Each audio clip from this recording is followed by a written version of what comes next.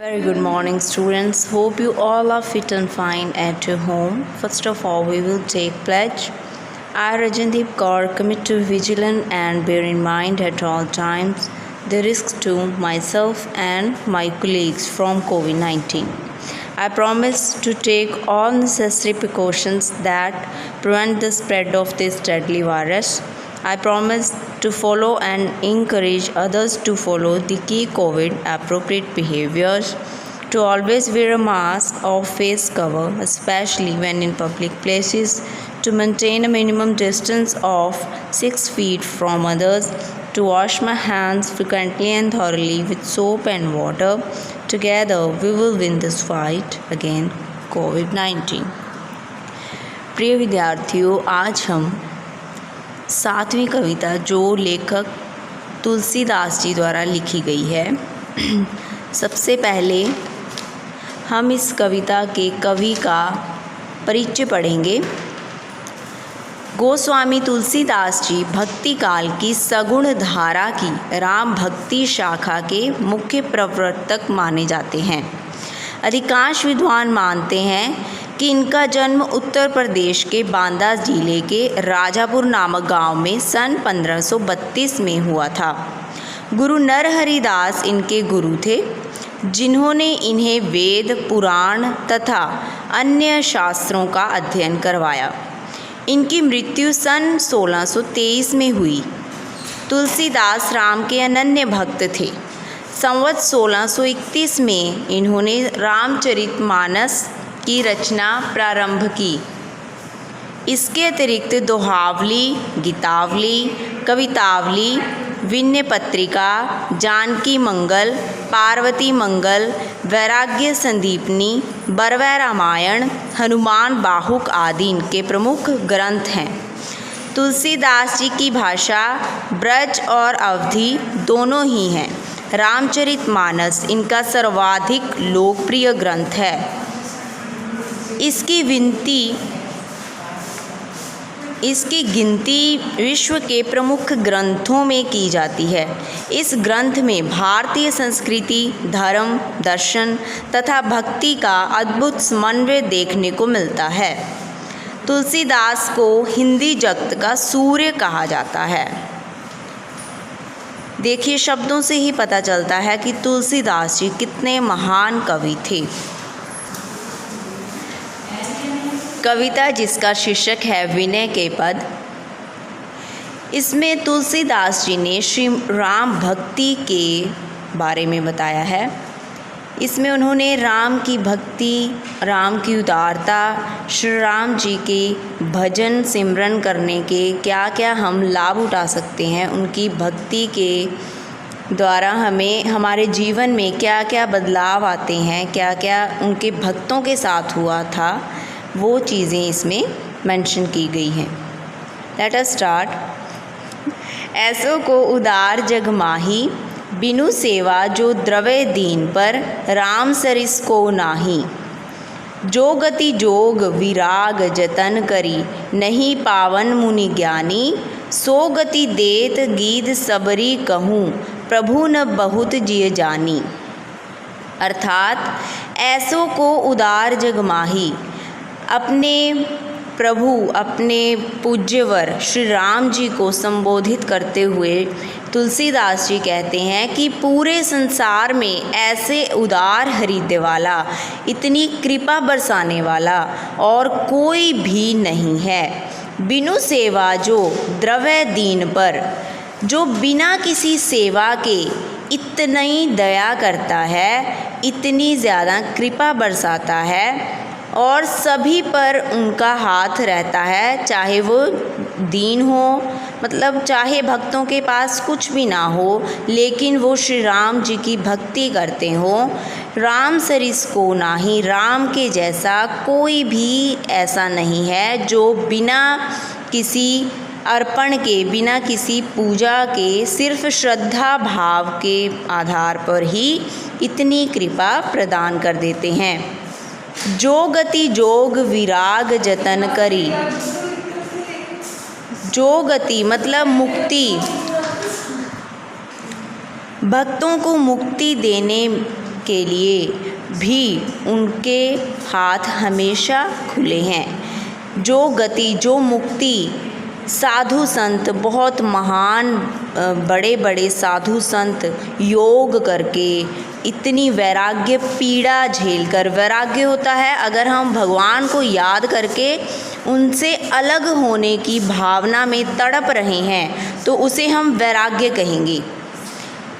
इतने साधु संत योग करके वैराग्य भावना की पीड़ा को सहकर, इतने जतन करके, यत्न करके, कोशिशें करके भी नहीं पाते।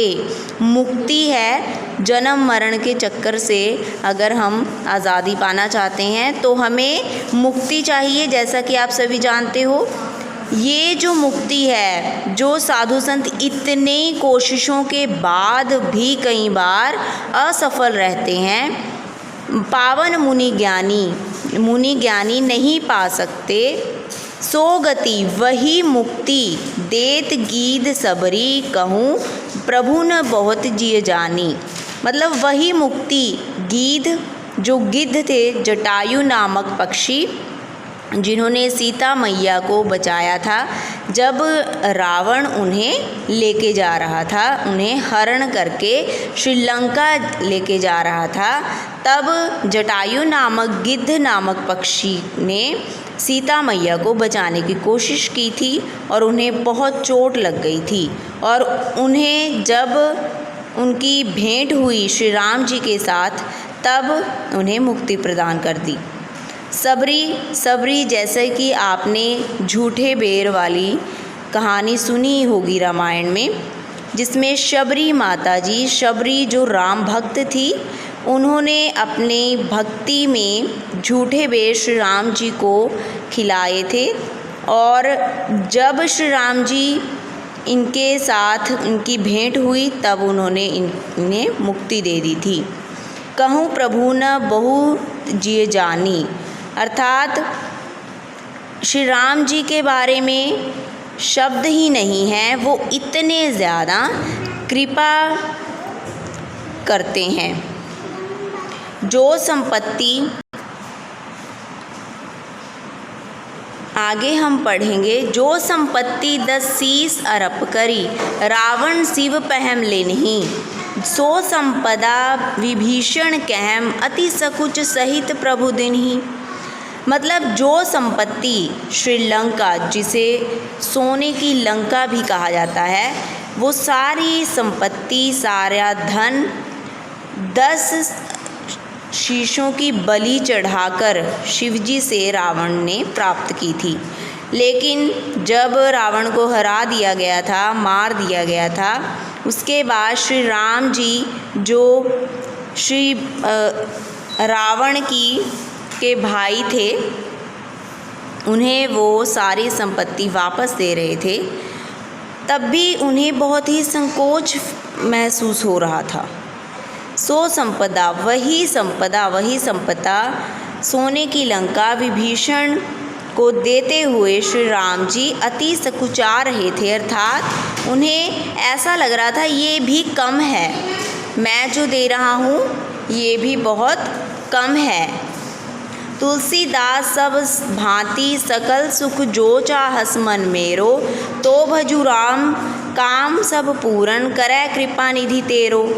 तुलसीदास जी कहते हैं कि हे मनुष्यों, अगर आप सभी प्रकार के सुख पाना चाहते हो, जो भी इच्छाओं की आप पूर्ति करना चाहते हो, जो भी आपके मन में है, चाहस मन मेरो, वो अपने आप को भी संबोधित करते हुए कहता है कि जो भी आपके मन में, मेरे मन में जो भी चाहते हैं, इच्छाएं हैं, उन्हें आप अगर पाना चाहते हो तो भज राम।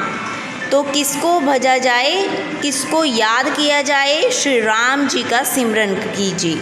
काम सब पूर्ण करे कृपा निधि तेरो। श्री राम जी सभी कार्य पूरे करेंगे, वो कृपा के सागर हैं, वो इतनी कृपा बरसाते हैं, अपने भक्तों को कभी भी नाराज़ नहीं करते। एक बार फिर से मैं इस एक्सट्रैक्ट की व्याख्या बोल देती हूँ। राम भक्ति शाखा के प्रमुख कवि तुलसीदास ने उपर्युक्त पद में अपने आराध्य देव श्री राम की महिमा का गुणगान किया है। वे कहते हैं कि इस संसार में कोई अन्य श्री राम के समान उदार नहीं है, ऐसे को उदार जगमाही। अपनी बात को स्पष्ट करते हुए वो कहते हैं कि श्री राम के अतिरिक्त कोई दूसरा ऐसा नहीं है, ऐसा कोई भी दयावान नहीं है जो राम के समान, राम सरिस ऐसा कोई दयावान नहीं है जो दीन दुखियों पर बिना सेवा किए ही दया करता हो। भाव यह है कि श्री राम दीन दुखियों पर उनके द्वारा सेवा किया जाने के बिना ही कृपा कर देते हैं। जो मुक्ति ज्ञानी मुनियों को जोग, विराग, योग और वैराग्य जैसे अनेक कोशिशें करने पर भी प्राप्त नहीं होती, वही मुक्ति, वही गति श्री राम जी ने गिद्ध और सबरी को, गिद्ध जटायु जैसे पक्षी और शबर जाति की जो स्त्री थी शबरी, उनको ऐसे ही दे दी थी। और ऐसा करते हुए उन्हें बहुत ज़्यादा कुछ फील नहीं हो रहा था कि मैंने उनके लिए बहुत कर दिया, नहीं, वो बहुत ही दयावान थे। जिस संपत्ति को लंकापति रावण ने अपने 10 सिरों को शिवजी पर चढ़ाने के बाद प्राप्त किया था, उसी संपत्ति को अत्यंत संकोच के साथ, अति सकुच सहित, अति संकोच के साथ विभीषण को प्रदान कर दिया था। तुलसीदास कहते हैं कि हे मन, यदि तू सब प्रकार के सुख प्राप्त करना चाहता है तो उन सभी की प्राप्ति श्री राम की कृपा से ही संभव है, इसलिए तू राम का भजन कर। तो भजू राम, श्री राम कृपा के सागर हैं, वे ही हमारी सारी इच्छाओं को पूरा कर सकते हैं। Hope you have understood. Take care, bye bye बेटा।